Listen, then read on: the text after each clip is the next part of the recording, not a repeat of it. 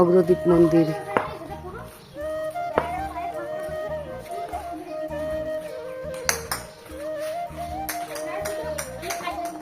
গোপীনাথ দাস স্থান তাই দেখি। গোবিন্দ দাস কে ছিল? গোপীনাথের সেবা করতো, গোপীনাথের সেবা করতো। ওনার একটা ছেলে ছিল, ছেলেটা মারা গেল।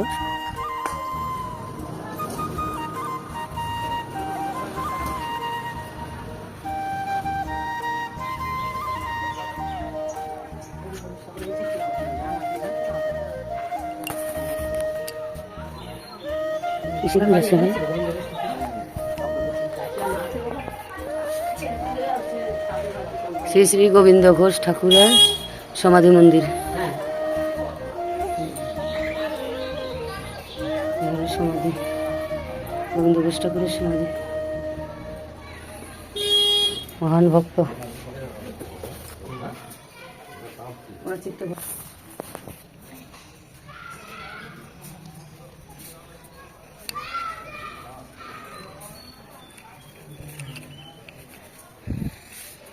যদি ওনার বিষয়ে কিছু একটু বলতেন খুব ভালো লাগতো। হ্যাঁ তাই বলেন, তাই বলেন একটু শুনি। বসুন। মহাপ্রভু যেদিন যখন নীলাচলে ছিলেন, বসুন। মহাপ্রভু যখন সন্ন্যাসের পর নীলাচলে যান, তখন তার অন্তরঙ্গ একজন পার্শ্বদবর্গের মধ্যে একজন বিশিষ্টজন, উনি হচ্ছেন গোবিন্দ ঘোষ। এই গোবিন্দ ঘোষ যখন মহাপ্রভুর সঙ্গে নিত্য নীলাচলে সমগ্র লীলা আদি দর্শন করতেন বা মহাপ্রভুর সেবায় নিমিত্ত ছিলেন, তা মহাপ্রভু তাকে একদিন তাম্রুল আনতে বলেছিলেন, তাম্রুল বা হর্তকি।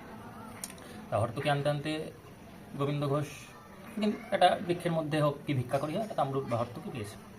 পাওয়ার পর তখন সেটিকে দুটি হর্তকি নিয়ে এসেছে। তো তার মধ্যে কী হয়েছে, একটি মহাপ্রভুকে দিয়েছেন, একটু কাছে রেখে দিয়েছেন সঞ্চয় করে, যে পরবর্তীকালে আবার যদি চাই তখন সঙ্গে সঙ্গে যাতে দিতে হয়, মানে সেবার যাতে বিঘ্ন না ঘটে, সঙ্গে সঙ্গে চাইলে দিয়া। এই কারণে একটি তাম্র আপনার হর্তকি যখন রেখে দিয়েছেন, তখন পরের দিন আবার মহাপ্রভু সেই হর্তকি চেয়েছেন। যখন চেয়েছেন সঙ্গে সঙ্গে হর্তকিটা হাতে দিয়েছে। তখন মহাপ্রভু বললেন যে এই হর্তকি তুমি কোথায় পেলে? বললেন যে আগামীকাল যখন আমি গেছিলাম আনতে বা ভিক্ষা করতে, তখন একসাথে দুটো পেয়েছি, একটাকে রেখে দিয়েছি সঞ্চয় করে, যখন আপনার সেবার প্রয়োজন হবে যাতে সঙ্গে সঙ্গে দিতে পারি, সেবায় ত্রুটি না হয়। তখন মহাপ্রভু বললেন যে তুমি না সন্ন্যাসী নেবে বলে সংকল্প করেছো? বলছে সন্ন্যাসীর কাম্যই নয় যে কোনো বিষয়বস্তুর প্রতি তার আসক্তি জন্মাবে। যেমন সন্ন্যাসীর নিয়ম হচ্ছে সন্ন্যাসী কখনো এক স্থানে এক রাত্রির বেশি যাপন করবেন না, কোনো জিনিস সঞ্চয় করবেন না। এরকম অনেক শ্লোক আদি আমরা পাই বিভিন্ন গ্রন্থের মধ্যে।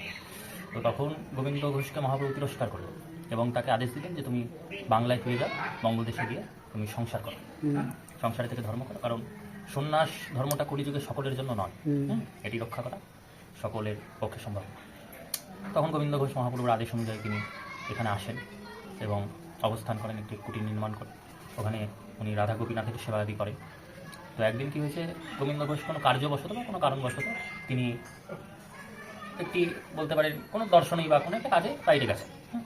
তা তখন তার সন্তানকে বলেছেন যে তুমি গোপীনাথকে যেমন আমি নিত্য পূজা অর্চনা করি, তখন তো নারী বা মায়েদের সেবার অধিকার সকলের ছিল না বিগ্রহে, এটা অনেকটা পরে এসেছে। তো সেই সময় যখন গোবিন্দ ঘোষ কোনো কার্যে বা তীর্থে বেরিয়েছেন, তখন তার সন্তানকে উপদেশ করে গেলে তুমি গোপীনাথের সেবা করো। তখন গোপীনাথজি এসেছেন, এই তার ছেলের নামও সম্ভবত শোনা যায়, আমি ঠিক এটা কারেক্ট বলতে পারবো না, শোনা যায় তার ছেলের নামও নাকি গোপীনাথ ছিল বা এমন কিছু। তো তখন তার সন্তান যখন গোপীনাথের পূজা করছেন, তো তখন ভোগ দিতে গেছে, গোপীনাথই ছিল তো। হ্যাঁ, যখন ভোগ দিতে গেছে তখন তার ভগবান তো গ্রহণ করে না, এবার কত 5 বছরের বালক, তার তো সেই সেন্স বা সেই বুদ্ধি হয়নি যে ভগবানকে ভোগ দিলে তিনি দর্শনে তুষ্ট হন। তো তখন ভগবান বলছেন, এই বাচ্চা গোপীনাথ ভগবানকে বলছেন যে আপনি যদি প্রসাদ না পান তাহলে তো বাবা মার উপর অসন্তুষ্ট হবে, বাবা মাকে ভাত দিয়ে রাখেন। নানান একটা বাচ্চা ছেলে বাৎসল্যভাবে তিনি ভগবানের সেবা করছেন। এখন ভগবান তো কথাও বলে না, নড়ছেও না।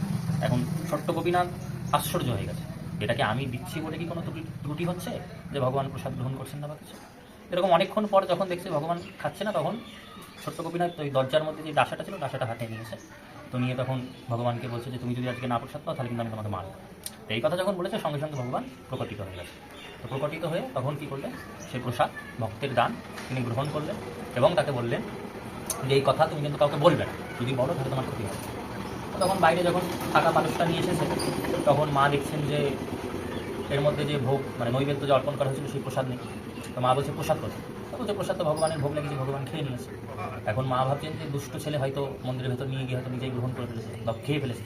এবার ভোগ ভগবানের ভোগ যখন গেছে ওটা যদি অন্য কারো ভোগ্য বস্তু হয় তখন তো অপরাধ জন্ম।